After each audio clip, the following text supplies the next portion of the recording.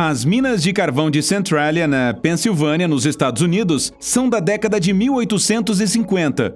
A base da cidade era o carvão, em todos os sentidos.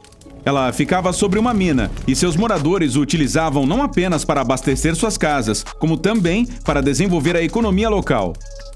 No final do século XIX, já havia mais de 2.700 pessoas morando lá, em sua maioria mineradores e suas famílias. Os habitantes eram felizes e nada parecia perturbar sua paz. Eles tinham um bom emprego na indústria estável do carvão, que era forte o suficiente para superar mesmo grandes desastres econômicos. A próspera cidade industrial tinha apenas um problema, porém bastante grave. Havia muito lixo e sua quantidade aumentava a uma velocidade vertiginosa, espalhando mau cheiro e atraindo ratos. Em meados do século XX, havia 8 lixões ilegais. Foi em 1962 que as autoridades locais fizeram um grande aterro, procurando resolver o problema fedorento da cidade. No entanto, a criação de um aterro sanitário maior teve um preço alto. Os ratos e maus odores começaram a assombrar Centralia ainda mais. A quantidade de lixo era enorme e ninguém queria que a cidade, até então tão aconchegante, ficasse daquele jeito, especialmente no feriado do Memorial Day.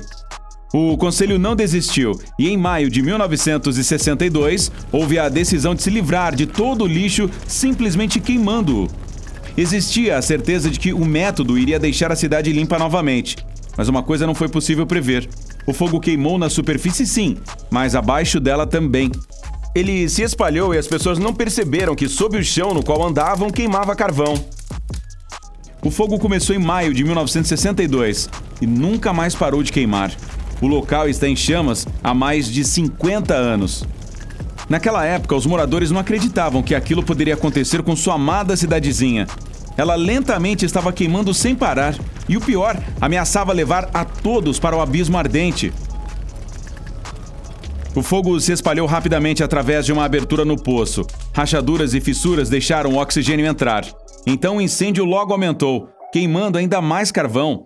Para piorar, as chamas eram quase invisíveis na superfície. Para detê-las, era preciso saber qual mina estava queimando exatamente. Mas isso era quase impossível, pois as minas são um sistema complexo de túneis subterrâneos, sem nenhum equipamento especial disponível. Os moradores começaram a perceber que era hora de desistir. O fogo ardia abaixo dos pés dos moradores, ficando mais quente a cada dia. A fumaça subia do subsolo, fazendo as pessoas tossirem e seus olhos ficarem marejados por causa da acidez das lágrimas. O nível de monóxido de carbono não era seguro e a cidade ficou cheia de fumaça. O fogo estava ficando tão implacável que os vapores saíam pelos buracos. Muitos porões também estavam cheios de fumaça. Centralia ficou mais quente do que nunca. Com o fogo violento, a temperatura abaixo do solo alcançou críticos 480 graus, enquanto o recorde absoluto foi de 730 graus. A vida das pessoas estava em risco. Aparentemente, apenas medidas temporárias para impedir o incêndio poderiam ser tomadas. As minas queimariam por um tempo e os bombeiros as encharcariam com água, o que não ajudou em nada. Ela não resolveu o problema de Centralia, que queimava por dentro. O conselho local não conseguiu apagar o fogo, então não havia mais nada a fazer, a não ser as pessoas deixarem a cidade, que um dia foi próspera, mas ficou extremamente insalubre e insegura. As minas teriam que ser fechadas, acabando com a economia local. Problemas respiratórios, hipertensão e até depressão e ansiedade assombraram os moradores e tornaram quase impossível viver ali. A maioria tentou escapar de lá a todo custo. Os gases tóxicos emitidos pelas minas eram tão perigosos quanto o próprio fogo. Algumas pessoas também temiam que suas residências pudessem desvalorizar drasticamente por causa das minas vizinhas. Elas estavam aterrorizadas, pensando que poderiam perder tudo o que conquistaram trabalhando duro nas quentes e empoeiradas minas de carvão. Embora os trabalhadores estivessem acostumados com a má ventilação, naquele momento, a cidade não estava tão diferente da mina em que trabalhavam. Mas ainda assim, nem todos se ofereceram para deixar o local. Houve aqueles que preferiram manter suas casas a qualquer custo. Por sua vez, o Congresso decidiu não se livrar do fogo em Centralia, mas se livrar dos moradores. Eles foram pagos para se mudar. Em 1983, mais de 7 milhões de dólares foram gastos não apenas para controlar o incêndio, mas também para realocar emergencialmente alguns moradores. Nos anos 30 seguintes, cerca de 42 milhões de dólares foram usados no programa de realocação. Aproximadamente 52 mil dólares foram utilizados com cada família, conforme cálculos por metro quadrado e valores de imóveis nas regiões vizinhas. Basicamente, o estado comprou quase todas as casas que existiam, e agora ninguém pode comprar nenhum imóvel ali. A cidade ficou deserta e, no fim, depois de 18 de setembro de 2003, até foi eliminado seu CEP. Não havia mais quase nada, além de 7 moradores. Os proprietários lutaram por seus direitos na justiça e foram finalmente autorizados a ficar. Até 2017, restavam apenas 5 pessoas, nenhuma delas com menos de 18 anos. Há poucos serviços públicos para elas e apenas um grupo de bombeiros voluntários. O único carro de bombeiros deles tem mais de 30 anos. Estima-se que a superfície total de queima seja tão grande quanto 1,6 km², como se quase todo o Principado de Mônaco estivesse em chamas. Ainda assim, a área é bastante irregular, por isso não queima tudo ao mesmo tempo.